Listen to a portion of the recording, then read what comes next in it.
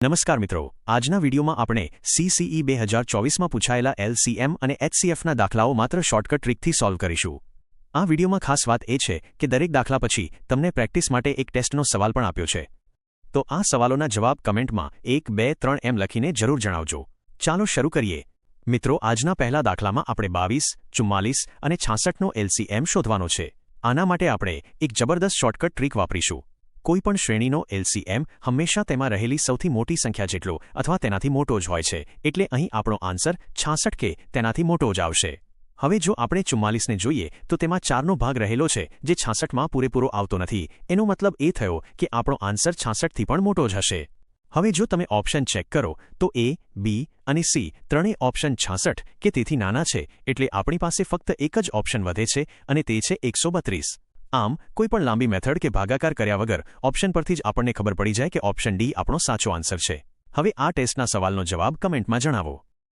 મિત્રો, હવે બીજો દાખલો જોઈએ, જેમાં 4, 5, 6, 7 અને 8ના ગુણાંકમાં હોય એવી સૌથી નાની સંખ્યા શોધવાની છે. આને આપણે બે રીતે સમજીશું, જેમાં પહેલી રીત ઓપ્શન એલિમિનેશનથી જોઈએ તો 320 7ના ગુણાંકમાં નથી, એટલે તે લિસ્ટમાંથી નીકળી જશે. 1620ને 7 વડે ભાગતા 7 દૂ 14 એટલે 2 વધશે અને ઉપરથી બગડો ઉતારતા 22 થાય, જેમાં 7 તેરી 21 મુજબ એક શેષ વધે છે, એટલે તે પણ નીકળી જશે. હવે 420માં 6 સતા 42 તો થાય છે, પણ તેમાં 8 નથી, એટલે તે પણ નીકળી જશે, એટલે ફક્ત ઓપ્શન એ 840 જ વધે છે, જે આપણો સાચો આન્સર છે. બીજી રીત ગણતરીથી જોઈએ તો સૌથી મોટી સંખ્યા 8ને 5 સાથે ગુણતા 40 મળે. હવે 6માં રહેલો બગડો તો 8માં પહેલેથી છે જ, એટલે ફક્ત 3 વડે ગુણતા 120 મળે અને તેને 7 સાથે ગુણતા 12 સતા 84 મુજબ 840 આન્સર મળી જશે. આમ બંને રીતે ઓપ્શન એ સાચો જવાબ છે. હવે આ ટેસ્ટના સવાલનો જવાબ કમેન્ટમાં જણાવો. મિત્રો, હવે ત્રીજો દાખલો જોઈએ, જેમાં બે સંખ્યા M અને Nનો HCF બાર અને LCM 600 આપેલો છે અને આપણે તે સંખ્યાઓનો ગુણાંક શોધવાનો છે. યાદ રાખો કે કોઈપણ બે સંખ્યાનો ગુણાકાર હંમેશા તેના HCF અને LCMના ગુણાકાર જેટલો જ હોય છે, એટલે કે આપણે ફક્ત 12 અને 600નો ગુણાકાર કરવાનો છે. અહીં 12 છક 72 થાય અને પાછળ 600ના 2 મીંડા લગાડી દઈએ તો આપણને 7200 આન્સર મળી જશે. આમ મોઢે ગણતરી કરીને પણ આપણને ખબર પડી જાય કે ઓપ્શન બી આપણો સાચો આન્સર છે. હવે આ ટેસ્ટના સવાલનો જવાબ કમેન્ટમાં જણાવો. મિત્રો, હવે ચોથો દાખલો જોઈએ, જેમાં બે પરસ્પર અવિભાજ્ય સંખ્યાઓનો ગુણાકાર 462 આપ્યો છે અને આપણે તેનો HCF શોધવાનો છે. અહીં રકમમાં જે 462 આપ્યા છે તે તમને માત્ર કન્ફ્યુઝ કરવા માટે છે.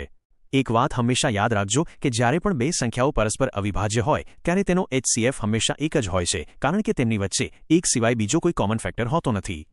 એટલે કે ગુણાકાર ગમે તેટલો મોટો કે નાનો હોય, જો સંખ્યાઓ અવિભાજ્ય હોય તો આન્સર હંમેશા એક જ આવશે. આમ કોઈપણ ગણતરી વગર ઓપ્શન સી આપણો સાચો આન્સર છે. હવે આ ટેસ્ટના સવાલનો જવાબ કમેન્ટમાં જણાવો. મિત્રો, હવે પાંચમો અને ભાગ 1નો છેલ્લો દાખલો જોઈએ, જેમાં બે સંખ્યાઓ 2 અને 5ના રેશિયોમાં છે અને તેનો HCF 31 આપેલો છે.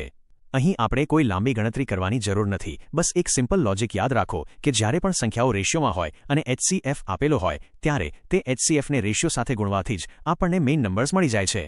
એટલે કે 2 ગુણ્યા 31 કરીએ તો 62 અને 5 ગુણ્યા 31 કરીએ તો 155 મળે. તમે ઓપ્શનમાં જોશો તો ખબર પડી જશે કે માત્ર ઓપ્શન ડીમાં જ 62 અને 155 આપેલા છે. આમ ઓપ્શન ડી આપણો સાચો આન્સર છે. હવે આ ટેસ્ટના સવાલનો જવાબ કમેન્ટમાં જણાવો. તો મિત્રો, આ હતો આપણો આજનો વિડીયો, જેમાં આપણે CCE 2024માં પૂછાયેલા LCM અને HCFના દાખલાઓ શોર્ટકટથી સમજ્યા. આશા છે કે તમે દરેક દાખલા પછી આપેલા ટેસ્ટના સવાલોના જવાબ કમેન્ટમાં 1, 2, 3 એમ લખીને જણાવી દીધા હશે. આ સિરીઝના બીજા ભાગમાં આપણે આનાથી પણ વધુ અઘરા અને મહત્વના દાખલાઓ સાથે મળીશું, તો તે જોવાનું ચૂકતા નહીં. જો વિડીયો ગમ્યો હોય તો લાઇક અને શેર જરૂર કરજો. મળીએ આવતા વિડીયોમાં. જય હિન્દ.